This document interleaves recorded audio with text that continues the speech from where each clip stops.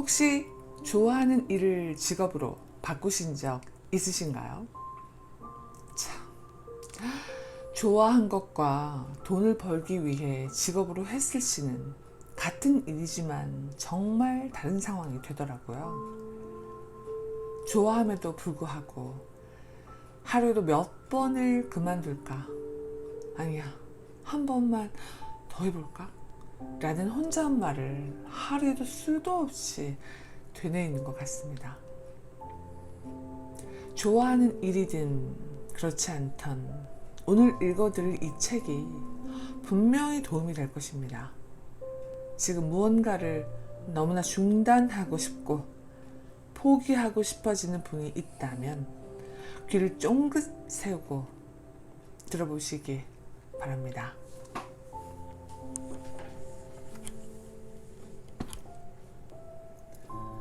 헌신의 마술적인 힘.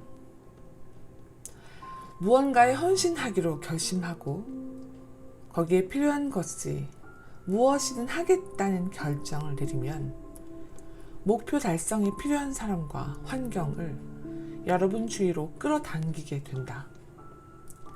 예를 들어 베스트셀러 작가가 되겠다고 결심하면 어느 날 갑자기 저작권 대리인과 우연히 마주치거나 그에 관해 정보를 제공하는 기사 혹은 TV 프로그램을 보게 될 것이다. 마치 이전에는 그런 것이 전혀 존재하지 않았던 것처럼 말이다. 이는 찾지 않으면 보이지도 않는다는 말과 일맥상통한다. 무언가를 이루는데 헌신하기로 결심했다면 이제 그것을 성취했을 때 여러분이 어떤 모습일지 상상해보라. 그러면 여러분의 마음은 자석처럼 그 모습이 현실화하도록 해줄 사건과 환경을 끌어모은다. 물론 이런 일은 하루아침에 일어나지 않는다.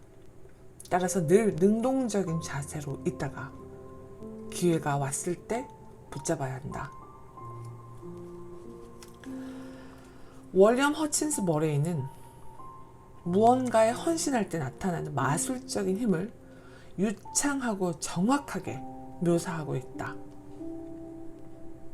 무언가에 헌신하기 전에는 항상 망설임과 머뭇거림, 그리고 무력감이 있었다.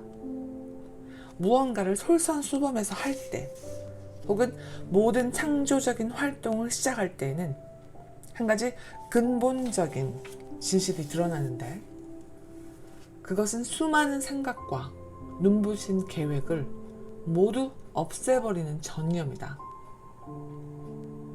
무언가에 전념하는 순간 신조차 감동받는다. 동시에 전에는 결코 일어나지 않던 모든 일이 일어난다. 아니, 결정을 내리는 순간부터 모든 사건이 발생한다. 가령 예기치 않던 사건이나 모임, 물질적 원조가 들어오는데 이는 누구도 자신에게 일어나리라고 생각지 못하던 일이다. 두드리면 열린다. 전념의 힘에는 또 다른 놀라운 특징도 있다. 그것은 처음부터 목표 달성 방법을 알 필요가 없다는 것이다. 물론 계획이 있으면 출발이 더 순조로울 수 있지만 처음부터 구체적인 계획을 반드시 세워야 하는 것은 아니다. 실제로 필요한 일은 무엇이든 하겠다는 의지만 있으면 갑자기 올바른 방법들이 여러분 앞에 나타나기도 한다. 이를테면 전에 전혀 예상치 못한 사람을 만날 수도 있다. 마치 행운의 여신이 여러분을 향해 미소를 짓는 것처럼 뜻하지 않게 문이 열리는 것이다. 이 모든 긍정적인 사건은 무언가에 전념하기로 결정을 내린 후 여러분의 마음이 그런 것을 찾아다닌 결과로 만들어진 일이다. 나 역시 뜻하지 않게 내 앞에서 문이 활짝 열리는 경험을 한 적이 있다. 1989년 나는 동기부여에 관한 기사를 쓰기 시작했다. 그동안 긍정적인 자세와 다른 성공 규칙들이 지닌 놀라운 힘을 연구해온 나는 그 정보를 다른 사람과 함께 나누는데 전념하기로 결심한다. 헌데 처음에는 어디서부터 어떻게 시작해야 할지 몰라 몹시 난감했다. 글을 써서 신문사로 보낼까? 잡지사에 보내는 것은 어떨까? 아니, 직접 책을 한번 내볼까? 처음에는 훈련과 관련된 일을 하거나 인사 관리를 하는 사람들을 위한 회보의 글을 보냈고, 그것은 1990년에 기사화했다. 그로부터 몇 달 후 나는 스튜어트 카멘이라는 사람에게 전화를 받았는데, 그도 회보 발행과 관련된 일을 하는 프리랜서 작가였다. 그는 자신의 친구 집에 방문했다가 우연히 내 기사를 보고 매우 감동을 받았다고 했다. 그가 물었다. 혹시 회보를 발행할 생각이 없나요? 솔직히 나는 내가 직접 회보를 내겠다는 생각을 해본 적이 없었다. 그렇지만 우리는 약속을 했고, 스튜어트는 수천 명이 읽을 자기계발 회보를 어떻게 만들 것인지 설명했다. 그로부터 한 달 후 우리는 Attitude is Everything 이라는 회보의 초판을 발행했다. 우리는 지금까지 20년 동안 함께 일을 하고 있고, 지금 수십만 명이 인생을 변화시켜줄 이 정보를 보고 있다. 평범한 재능과 특별한 끈기만 있다면 얻지 못할 것은 없다. 이 모든 일이 어떻게 가능했을까? 나는 내가 갖고 있는 정보를 다른 사람과 공유하는 데 전념했고, 긍정적인 자세로 글을 쓰기 시작했다. 그때 전혀 낯선 스튜어트 카멘이 내 앞에 나타났는데, 그는 내 꿈을 실현할 방법을 알고 있었다. 그야말로 전념의 마술 같은 힘이 아닌가? 한마디 경고. 목표를 쉽게 달성할 방법을 알아냈다고 너무 흥분하기 전에 한 가지 경고해둘 말이 있다. 설령 전념할지라도 모든 일이 수월하게 풀리지는 않는다. 여러분이 얼마나 간절히 목표를 달성하고자 하는지 알아보기 위해 인생이 여러분을 시험하거나 걸림돌이 나타나기도 한다.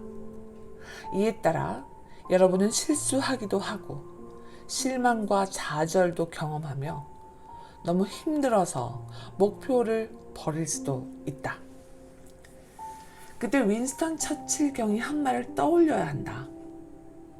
절대로 포기하지 마라.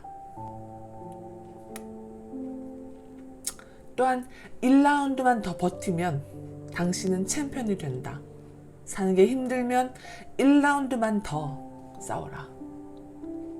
무언가를 이루는데 전념하면 일시적인 전투에서 여러분은 분명히 승리할 수 있다.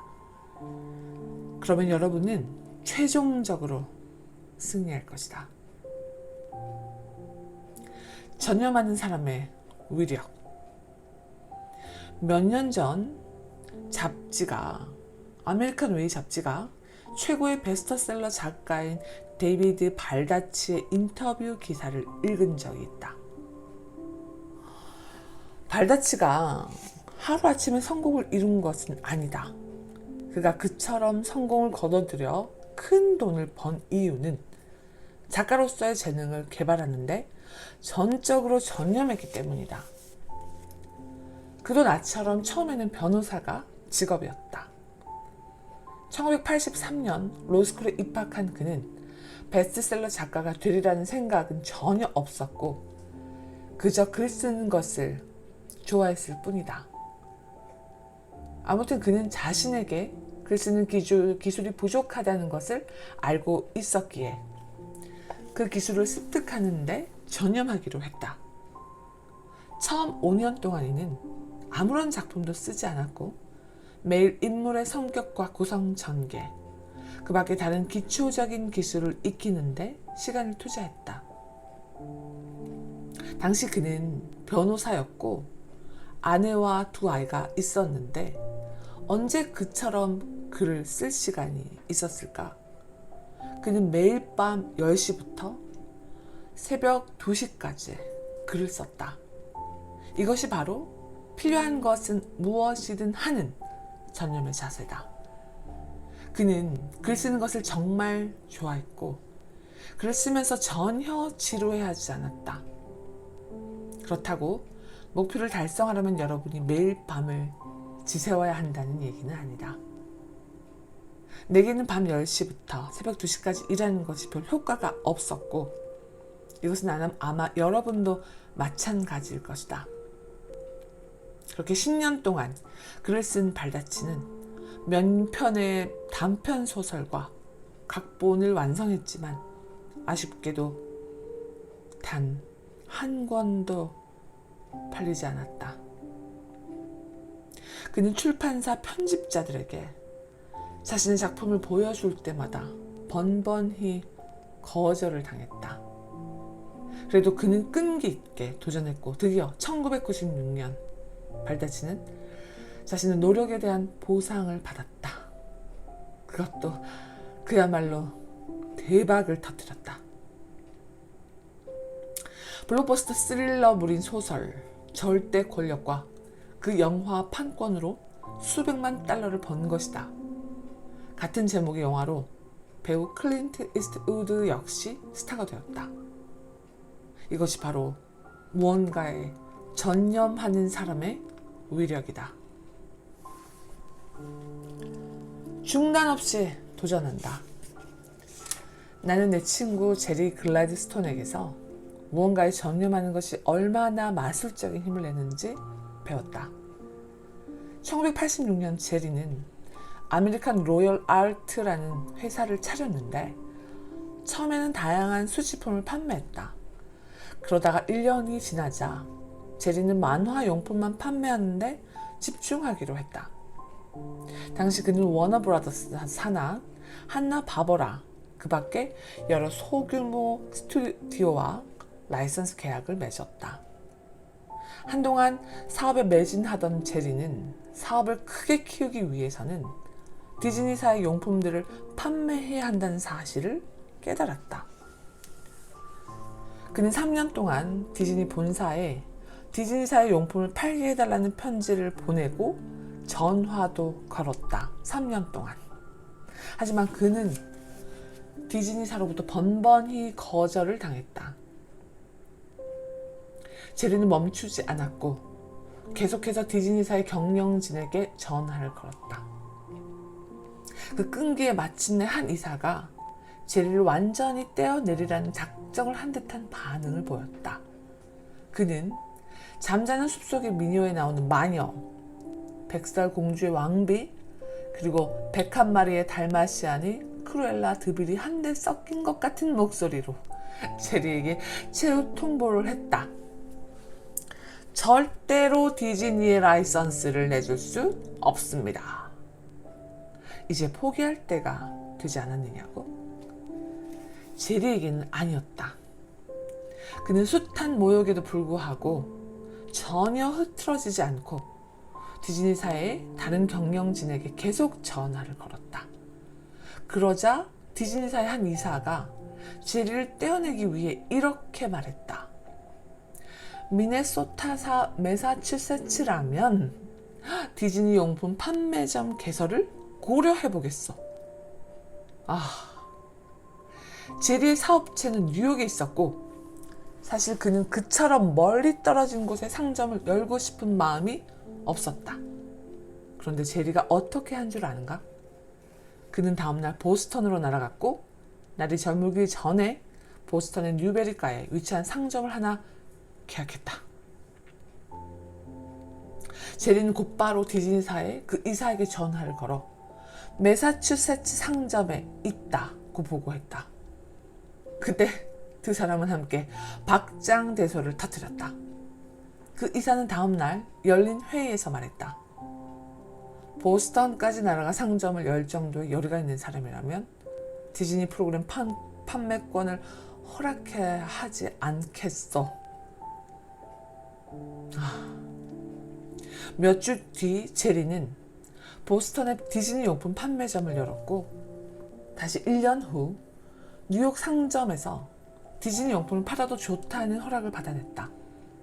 제리는 지금까지도 디즈니사와 함께 일하고 있고 그동안 수백만 달러어치의 디즈니 용품을 판매했다. 아니, 그는 이제 명실공히 전 세계에서 가장 큰 규모의 디즈니 만화용품 판매상이다. 헌신이라는 것, 그리고 거절 앞에서도 훌륭한 자세를 유지한다는 것이 바로 이런 게 아니겠는가. 제리는 모든 고난을 이겨내고 디즈니사의 라이선스 계약을 따냈다. 제리에게 물어보라. 그러면 그는 즉각 모든 것은 자세에 달려있다 고 말할 것이다. 제가 이 책을 한 4번 정도 읽었음에도 불구하고 지금 제가 무언가를 살짝 포기하고 싶은 마음이 있는 상태에서 다시 읽다 보니, 너무 빠져 읽다 보니 되게 버벅거렸습니다. 혹시 들으시는데 불편한 점은 없었는지 아주 죄송한 마음을 보내면서 오늘 책은 여기까지 읽어보겠습니다. 우리 함께 화이팅 해볼까요? 오늘도 고맙습니다. 감사합니다.